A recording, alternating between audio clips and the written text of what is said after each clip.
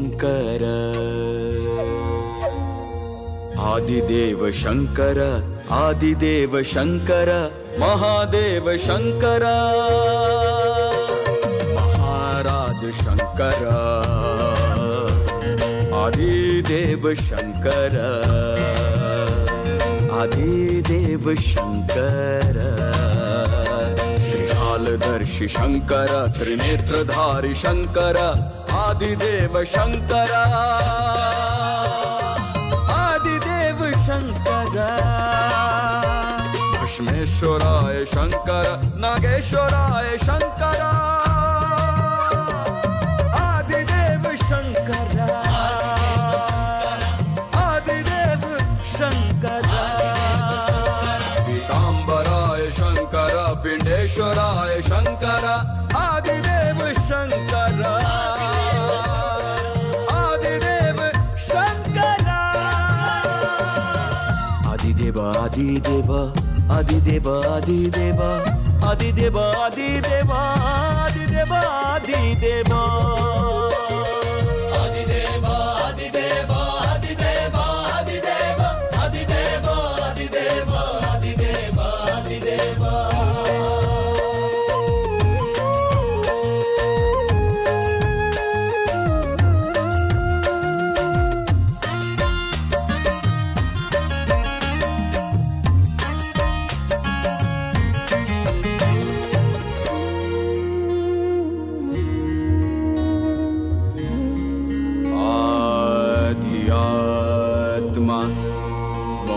मोक्षात्मा आदि मंत्र मोक्षद्वार आदि मुस्कान सर्वत्र वासन आदि शक्ति अलौकिक धाम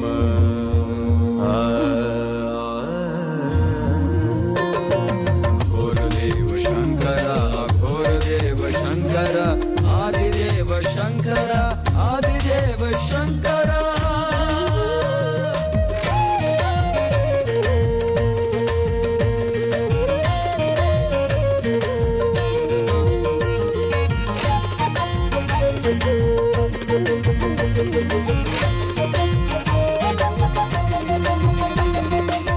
धिन्ना तरगड़ धाकड़ धिन्ना तरगड़ धाकड़ धिन्ना तरगड़ धाकड़ धिन्ना तरगड़ धाकड़ धिन्ना तरगड़ धाकड़ धिन्ना तरगड़ धाकड़ तरगड़ धाकड़ तरगड़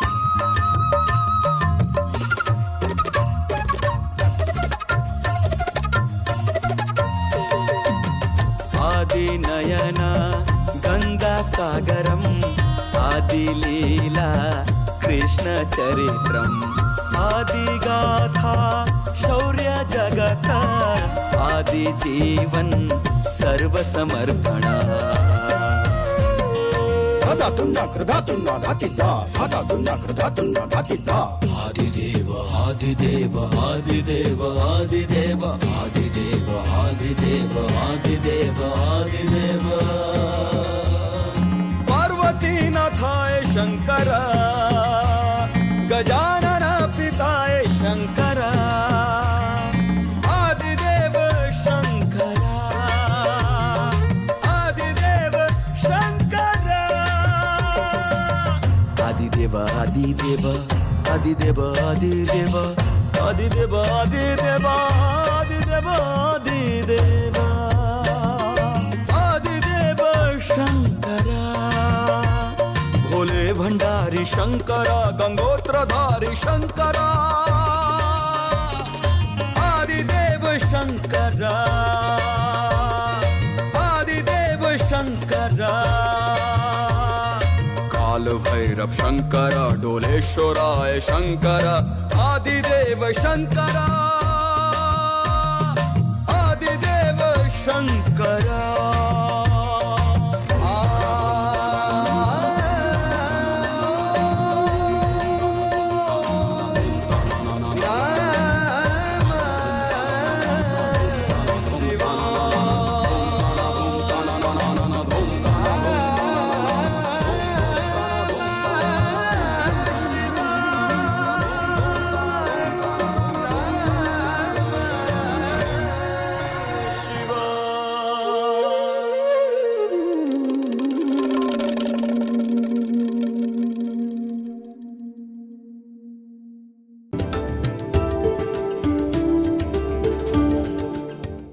आदरणीय दर्शकवृन्द नमस्कार, ओम आदि शुभ प्रभात। म राजु अधिकारी। हामीले ओम आदि गुरुवाणी कार्यक्रम 100 श्रृङ्खला पूर्ण गरेर अगाडि बढिरहेका छौँ। यस कार्यक्रममा यो प्रातःकाल, यो ब्रह्म मुहुर्तमा परम पूज्य बालयोगी आदित्यज्यूद्वारा प्रदान गरिएका जीवन र जगतसँग सम्बन्धित, अध्यात्म धर्म कर्मसँग सम्बन्धित, त्यसै गरी व्यावहारिक जीवनमा अत्यन्त उपयोगी हुने सूत्रहरू, मन्त्रहरू, उद्गारहरू, दिव्य बाणीहरू हामी पस्कँदै आइरहेका छौँ। तपाईँ हामी सबैको एउटा एउटा पहिचान हुन्छ। महिला र पुरुष एक प्रकारको लिङ्ग प्रधान पहिचान हो। त्यसै गरी समाजमा अनेक जात जातिहरू छन्, यो कर्म प्रधान पहिचान हो। विश्व पटलमा, विश्व परिदृश्यमा हामीलाई परिचित गराउने हाम्रो नागरिकता यानि कि हाम्रो पासपोर्ट हो, हाम्रो जन्मभूमि हो। हाम्रो विशेष गरी परिचय नेपाल भूमिसँग जोडिएको छ। तपाईँ हामी धेरै जसो नयाँ पुस्ता अहिले नेपाल भूमिको महत्त्व, मर्म, मूल्य र यसको गरिमालाई पहिल्याउन चिन्न सकिरहेका छैनौँ। कहिलेकाहीँ त हामी यो देश छोडेर धेरै टाढा जान पाएर कहिल्यै नफर्किनु परे हुन्थ्यो भन्ने अवस्थामा पनि छ। नयाँ पुस्तामा यो रोग अझै जटिल किसिमको छ। तर एकपटक गहिरिएर मनन गरौँ। परम पूज्य बालयोगी आदित्यज्यूले हामीलाई गहिरिएर मनन गर्ने सूत्र दिनुभएको छ। आदरणीय दर्शकवृन्द, नेपाल भूमि एक असाधारण भूमि हो। यो देवभूमि, यो ऋषिभूमि, यो तपभूमि, यो ज्ञानभूमि, यो हिमालय भूमि र यो पाशुपत भूमि अलौकिक भूमि हो। यो भूमिको महत्त्व र गरिमा के छ? आउनुहोस् परम पूज्य बालयोगी आदित्यज्यू स्वयंले दिनुभएको यो गुरुवाणी श्रवण गरौँ, मनन गरौँ, हृदयङ्गम गरौँ। अरू मृत्यु पश्चात यो पुण्य भूमिमा जन्मिन पाऊँ भनी प्रार्थना गर्छन्। हामी जीवितै यसै भूमिमा राज गर्दैछौँ। तसर्थ हामी मानव मध्येका ती भाग्यशाली हौँ जो स्वर्गमै जन्मेका छौँ। यो स्वर्ग भूमिलाई स्वर्ग झैँ आध्यात्मिकताद्वारा सिगारौँ। अरू क्षेत्रमा भन्दा यो क्षेत्रमा साह्रै निस्वार्थता छ। न कुनै मोह, न कुनै भय छ। मात्र चेतना भित्र्याउन ज्ञानको दीपक आत्मामा बाल्नु छ। मात्र दृष्टिमा सकारात्मक लेन्स लगाउनु पर्छ। यो भूमिलाई आध्यात्मिक चेतनाले प्रवर्धन गर्दै सारा जगतलाई चिनाउनु पर्छ। परम पूज्य बालयोगी आदित्यज्यूको स्वप्न, परिकल्पना र योजनालाई मूर्त रूप दिन एक संस्थाको स्थापना भएको छ जसको नाम हो ओम आदि फाउन्डेसन। ओम आदि फाउन्डेसनले 7औं वर्ष पुरा गरेर 8औं वर्षमा प्रवेश गरेको छ। ओम आदि फाउन्डेसनका गतिविधि र विशेष गरी परम पूज्य बालयोगी आदित्यज्यूद्वारा प्रदत्त गुरुवाणीहरूलाई प्रस्तुत गर्दै आएको ओम आदि गुरुवाणी कार्यक्रमले पनि 100औं श्रृङ्खलाको पूर्णता पाएको छ। सोही अवसरमा केही दिन अगाडि एक विशेष कार्यक्रमको आयोजना गरिएको थियो। उक्त कार्यक्रममा परम पूज्य बालयोगी आदित्यज्यू स्वयं उपस्थित हुनुहुन्थ्यो। विशाल जनसमूह उपस्थित भएको उक्त कार्यक्रममा परम पूज्य बालयोगी आदित्यज्यूले दिनुभएको सन्देश हामीले भर्खरै वाचन गर्यौँ। र यो सन्देश मातृभूमि, राष्ट्रियता, राष्ट्रप्रेम र विशेष गरी नेपालको महिमा मण्डन, नेपालको महिमा गानले भरिपूर्ण छ। हो, देश दुनियाँका मान्छेहरू नेपाल भूमिमा, यो स्वर्गीय भूमिमा जन्मन पाऊँ भनी, अर्थात् अर्को जुनी चाहिँ मेरो नेपालमा होस् भनेर प्रार्थना गर्छन् अरे। एक प्रसङ्ग पनि छ, एकजना विदेशीले हरे शिव भनेछन्। अनि के भयो भन्दा यो जीवन त यसै बित्यो, अर्को जीवन चाहिँ, अर्को जुनी चाहिँ नेपालमा त्यो हिमालय देवभूमिमा जन्मन पाए हुन्थ्यो भनी पुकार गरेका थिए अरे। त्यस्ता व्यक्तिहरू, त्यस्ता मानिसहरू, त्यस्ता जिज्ञासुहरू, त्यस्ता अभिप्सुहरू, त्यस्ता इच्छा गर्नेहरू अनन्त असङ्ख्य छन् जसले यस पवित्र पावन नेपाल भूमिमा जन्मने चाहना राख्छन्। तर परम पूज्य बालयोगी आदित्यदेव हामीलाई स्मरण गराउनुहुन्छ, हामी यही नेपाल भूमिमा जन्मेका छौँ र जन्मेका मात्रै छैनौँ, यो नेपाल भूमिलाई टेकेर हामी यहाँ राज गर्दैछौँ। हामी जो जहाँ जहाँ छौँ आफ्नो स्थानमा राज नै गरिरहेका छौँ। हेर्नुहोस्, यहाँको मौसम, यहाँको भूगोल, यहाँको प्राकृतिक सौन्दर्य, यहाँका अन्न बालीहरू, यहाँको फलफुल, यहाँको जडीबुटी, यहाँको त्यो मिठो मधुर रसको जल अर्थात् पानी, यहाँका तीर्थस्थलहरू, यहाँका देवस्थलहरू, यहाँका नदीनालाहरू अनि विश्वलाई परिचित गराउने यहाँका उच्च हिम शिखरहरू। त्यति मात्र होइन, यहाँको ऋषि परम्परा, यहाँको ज्ञान परम्परा, यहाँका तपोभूमिहरू र जो भगवान ईश्वर ऋषि तपस्वी योगर्षि महर्षि राजर्षिहरूले तपस्या गरेका यी पावन तपोभूमिहरूमा हामी दिनै पछि गइरहेका, टेकिरहेका, भ्रमण गरिरहेका ती ठाउँहरूलाई हेरिरहेका हुन्छौँ। हो, यही हो राज गर्नु भनेको। विशेष गरी जति पनि ऋषिमुनिहरू छन् ती सबैले आफ्नो तपस्या, आफ्नो आविष्कार, आफ्नो तपोभूमि नेपाललाई नै बनाएका थिए। हामी पूर्वमा जाउँ, चाहे पश्चिममा जाउँ, चाहे उत्तरमा जाउँ, कुनै पनि हिमालयमा जाउँ, कुनै पनि कन्दरा गुफाहरूमा जाउँ, त्यहाँ ऋषि मुनि तपस्वी योगी योगर्षिहरूको परिचय पाइन्छ। हो, वास्तवमा तपाईँ हामी यो स्वर्गमा जन्मेका छौँ। हामी अत्यन्तै भाग्यशाली छौँ र यो स्वर्गभूमिलाई सिँगार्नलाई, अरू विश्वपटलमा परिचित गराउनलाई, यो स्वर्गभूमिको गरिमालाई उच्च अवस्थामा लैजानलाई आध्यात्मिकता चाहिन्छ, जो कि हाम्रो भूमिको विशेषता नै आध्यात्मिकता हो। हामीले बिर्सिरहेका थियौँ, अब नबिर्सौँ, जागौँ, उठौँ, सोचौँ र त्यो प्रसुप्त आध्यात्मिक शक्तिलाई फेरि जगाउँ, आफू पनि आध्यात्मिक बनाऊ र पुरा देशलाई, मातृभूमिलाई आध्यात्मिकताद्वारा सिँगारौँ भनेर परम पूज्य बालयोगी आदित्यज्यूले हामीलाई स्पष्ट सङ्केत दिनुभएको छ। अरू क्षेत्रमा निस्वार्थता छैन, तर हाम्रो यस भूमिमा निस्वार्थ छौँ। यहाँ उपकारी मनहरू, सेवाभावी मनहरू, उदार मनहरू, दानीहरू, ज्ञानीहरू, यज्ञका आयोजकहरू, योगी तपस्वीहरू अहिले पनि हामी धेरै छौँ। वास्तवमा हामीलाई भूकम्पले, बाढीले, पहिरोले, विभिन्न समस्याहरूले, जाडोले, गर्मीले सताइरहन्छ, तर पनि तुरुन्तै बिर्सिन्छौँ, हामी हाँस्छौँ। हामीलाई कुनै मोह छैन, हामीलाई कुनै भय छैन।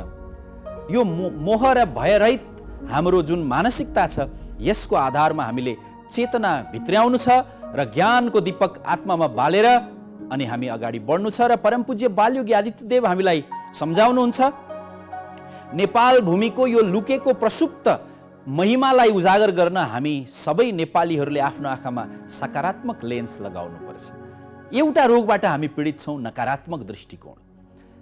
विचारको उठान नकारात्मकबाट गर्ने, टिप्पणी, टीका टिप्पणी, प्रतिक्रिया नकारात्मक गर्ने, तर त्यसको स्थानमा हामीले सकारात्मक दृष्टिकोण राख्ने हो भने यो भूमिलाई र स्वयं हामी नेपाली आफूलाई विश्व जगतमा सजिलैसँग चिनाउन सक्नेछौँ। त्यसैले पूज्य बालयोगीले अपिल गर्नुभएको छ कि नेपाल भूमिमा उभिएर अब आध्यात्मिक क्रान्तिको बिगुल फुकौँ र अध्यात्मलाई, यो अध्यात्म विज्ञानलाई, वैज्ञानिक अध्यात्मवादलाई प्रवर्धन गर्दै सारा जगतलाई हाम्रो नेपाल के हो भनेर चिनाऊ। तर तपाईँ हामी नेपाली समाजमा अहिले एउटा रोग छ जसको नाम हो भ्रष्टाचार। विशेष गरी अख्तियारमा बस्नेहरू, सत्तामा बस्नेहरू, कुर्सीमा बस्नेहरू, अधिकार हातमा राख्नेहरू एक भ्रष्ट मानसिकताबाट पीडित छन्, आक्रान्त छन्। सानो काम पनि जहाँ घुसखोरी, कमिसन, भ्रष्टाचारले जेलिएको हुन्छ, एक सामान्य नागरिक, आम जनता, उसको मानसिकतामा के परेको छ भने घुस खुवाएनौ भने, भ्रष्टाचारमा मुछिएन भने त कुनै पनि काम हुँदैन। यति महत्त्वमयी, यति महत्त्वपूर्ण, यति गरिमा बोकेको नेपाल भूमिलाई विश्व मानचित्रमा चिनाउन हामीले हाम्रो मुलुकलाई भ्रष्टहरूबाट बचाउनु पर्ने हुन्छ। परम पूज्य बालयोगी आदित्यज्यू लेख्नुहुन्छ, भ्रष्टबाट राज्य बचाऊ, दुई छाक खान पुगेकै छ, अब नखाऊ, यही नारा लिएर अघि बढौँ।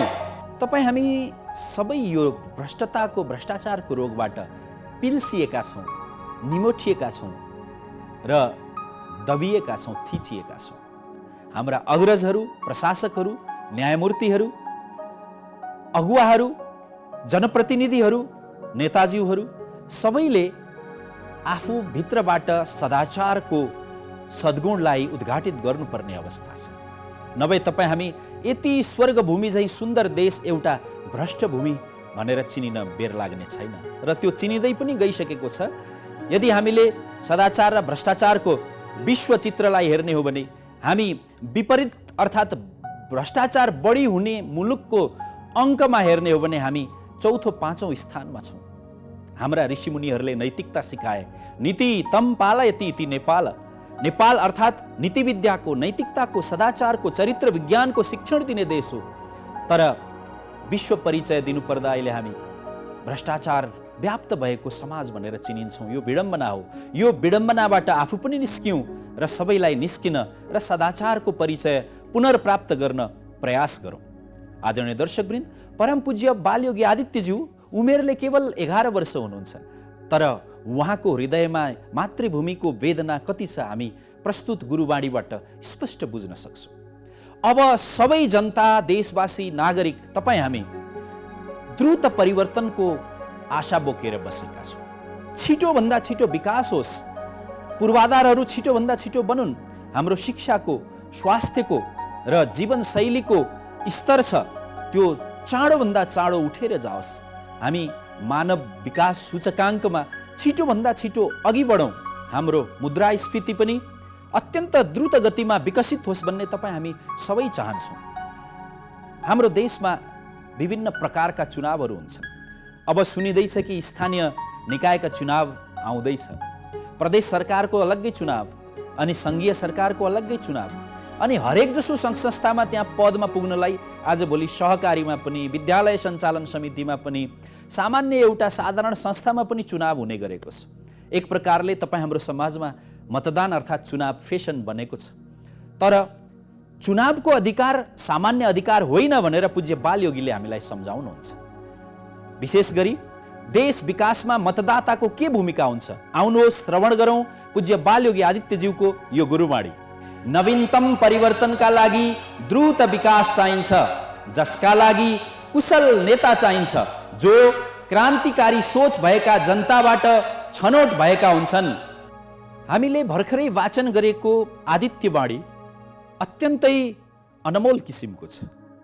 हो, तपाईँ हामी नागरिक, जनता, एउटा सामान्य आम नागरिक यदि सचेत बन्यौँ र हामीभित्र क्रान्तिकारी सोच आयो भने हामी हाम्रो अधिकारलाई सही तरिकाले प्रयोग गर्छौँ। जुन देशका नागरिक सचेत हुन्छन्, सजग हुन्छन्, क्रान्तिकारी र सकारात्मक सोच भएका हुन्छन्, उनीहरूले त्यसै किसिमका, त्यसै स्तरका नेताहरूको, नेतृत्वकर्ताको चयन गर्छन्। वास्तवमा तपाईँ हामी घरमा खाना पकाइसकेपछि भाँडामा जब भात पाक्छ, त्यो पाकेको खाना पाकेको छ कि छैन भनेर हेर्नलाई एउटा दुईटा चामलको दानालाई मिचेर हेर्छौँ, नरम भएको छ कि छैन। त्यसै गरी हामी हरेक नागरिक यो देशका पहिचान हौँ, हरेक जनता यी देशका अङ्ग हौँ, पहिचान हौँ। त्यसकारण हामी हरेक नागरिकले आफ्नो मतदानको अधिकार प्रयोग गर्दा क्रान्तिकारी दृष्टिकोण राख्नुपर्छ। कुनै लोभ, आकर्षण, प्रलोभन, दबाव या कुनै पनि किसिमको दबावबाट हामी प्रभावित हुनु हुँदैन, कसैसँग पनि हामी आकर्षित हुनु हुँदैन र एक तटस्थ र सन्तुलित सोच राखेर मतदान गर्नुपर्छ। अनि असल नेता छानिएर आउँछन्, त्यसपछि नवीनतम परिवर्तन हुन्छ र देशले द्रुत विकास पाउँछ। दर्शकवृन्द, नेपाल आमाको महिमा, गरिमा, परिचय, पहिचान र अस्तित्वलाई कायम राख्न, जोगाउन, नेपाल आमालाई हँसाउन हामी नेपाली जनताको विशेष भूमिका हुन्छ। हो, यही भूमिका निर्वाह गर्न परम पूज्य बालयोगी आदित्यज्यूले बेला बेलामा राष्ट्रियता, राष्ट्रवाद, राष्ट्रप्रेम र मातृभूमि प्रेम सम्बन्धी गुरुवाणी दिँदै आउनुभएको छ। आजको श्रृङ्खलामा हामीले परम पूज्य बालयोगी आदित्यज्यूले मातृप्रेमसँग सम्बन्धित गुरुवाणीहरू जुन दिनुभएको थियो त्यसलाई हामीले वाचन गऱ्यौँ, मनन गऱ्यौँ र हृदयङ्गम गर्दैछौँ। हो, तपाईँ हामी जब आफ्नो माटोलाई टेक्छौँ, आफ्नो माटोलाई चुम्छौँ, मातृभूमिमा उभिन्छौँ, त्यो बेला एक गौरव, एक सम्मान अनुभूति हुन्छ। त्यो अनुभूतिलाई जीवित राखौँ, जीवन्त राखौँ, सधैँ मातृभूमिलाई सम्मान गरौँ र विश्व विशाल छ, जहाँ गए पनि हृदयमा देशको माटोलाई सजाएर राखौँ, देशको माटोको चन्दन र तिलक लाउन नबिर्सौँ र नेपाल आमाको जय, नेपाल जननी वन्दे भन्ने नारालाई, गीतलाई, सङ्गीतलाई निरन्तर मनमा गुन्जायमान राखौँ। यिनै अनुरोधका साथ परम पूज्य बालयोगी आदित्यज्यूले दिनुभएका राष्ट्रप्रेम सम्बन्धी गुरुवाणीहरूको आजको विशेष श्रृङ्खलाको हामी अन्तमा आइपुगेका छौँ। यहाँहरू सबैलाई यस विषयमा बारम्बार मनन गर्न अनुरोध गर्दै आजको कार्यक्रमबाट हामी बिदा लिन्छौँ। ओम आदि, नमस्कार।